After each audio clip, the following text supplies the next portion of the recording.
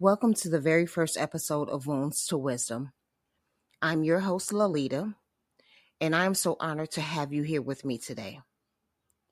If you found yourself in this space, it's probably because you're searching for something, whether it's healing, growth, or simply the reassurance that you're not alone in your journey. I want to start this episode by asking you a simple but powerful question. Have you ever gone through something so painful, so life altering, that it felt like it would break you? Maybe it was the loss of a loved one, a deep betrayal, a childhood wound that never fully healed. Maybe you're in that place right now, carrying wounds that the world doesn't even see. Well, I want you to know this. Your pain is real, but so is your power. Today, we're talking about the journey from pain to power. How do we take the experiences that nearly broke us and turn them into wisdom? How do we move from being victims of our own circumstances to authors of our own healing?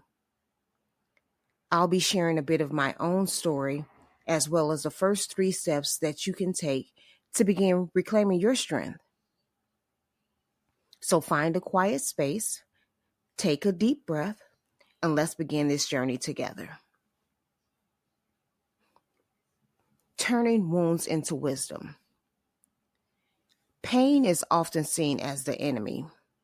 We run from it, suppress it, numb it. But what if I told you that pain could be one of your greatest teachers? And I know this because I've lived it.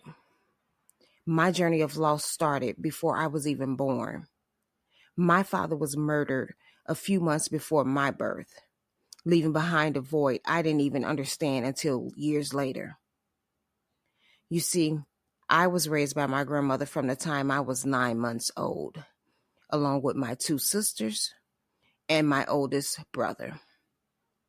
And while she provided love, there was always this unspoken grief lingering in the background. The questions I never got to ask my father, the experiences we never shared.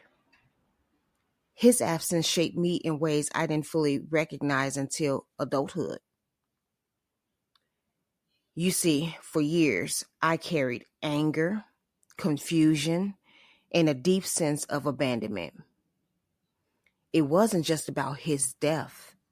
It was about what it meant for me, the identity I never got to know, the relationship I was robbed of. And for a long time, I let that pain define me. I let it build up walls around me. But here's what I eventually learned. Pain doesn't have to be the thing that holds you back. It can be the thing that pushes you forward. So I want you to think about your own life for a moment. What's the wound that you've been carrying? Maybe it's a childhood trauma. Maybe it's a betrayal that still stings. Maybe the fear of being unworthy because someone you love walked away. What if I told you that within that very pain, there is also wisdom? That there are lessons buried beneath the suffering, waiting to be uncovered. That's what this journey is about. Not denying the pain, but transforming it.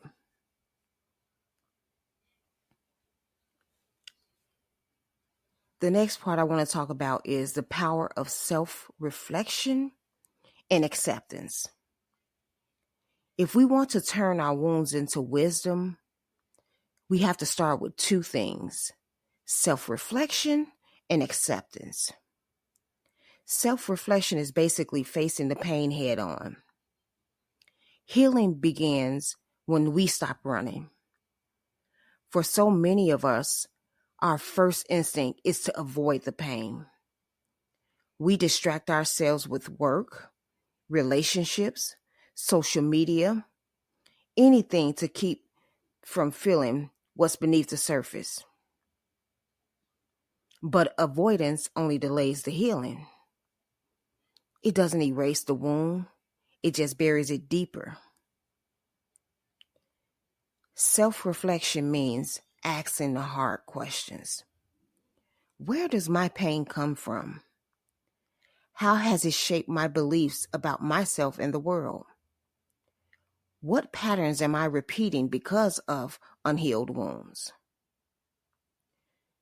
So if you have a journal, I want you to take a moment this week and journal about the pain you've been avoiding. Write about the experiences that hurt you, and then ask yourself, what has this experience taught me? What do I still need to heal? And then we have acceptance, letting go of what should have been. One of the hardest parts of healing is accepting that we cannot change the past. We cannot undo what has been done. We cannot force apologies that never come. But what we can do is decide how we carry the pain. I had to learn to accept my father's absence was not a reflection of my worth. That the love I longed for did not disappear with him. It could be found in my family I still had, in the way I chose to live my life. Acceptance doesn't mean the pain goes away. It means we stop letting it control us. So now we're going to talk about the 3 steps to take in your healing journey. Now, if you're wondering, okay, but where do I even start? I want to give you 3 actionable steps that you can take today to begin your journey from pain to power. Step 1 is give yourself permission to feel. Healing begins with honesty. Allow yourself to grieve, to cry, to feel whatever emotion comes up. Suppressing them only delays the process. Then we have step 2, reframe the narrative. Instead of asking, why did this happen to me? Try asking, what can I learn from this? Shifting your perspectives give you back your power. And then the last and final step is seek support. I cannot stress this enough. Healing doesn't have to be a solo journey. Whether it's therapy, a support group, or a trusted friend, let people in. I promise you, once you walk through that door of letting someone in, it starts to feel like the weight of the world is lifted up off you. So whatever way you want to do it, just do it, because you are not meant to carry this alone. So in closing, healing is not about forgetting your wounds. It's about learning to live beyond them.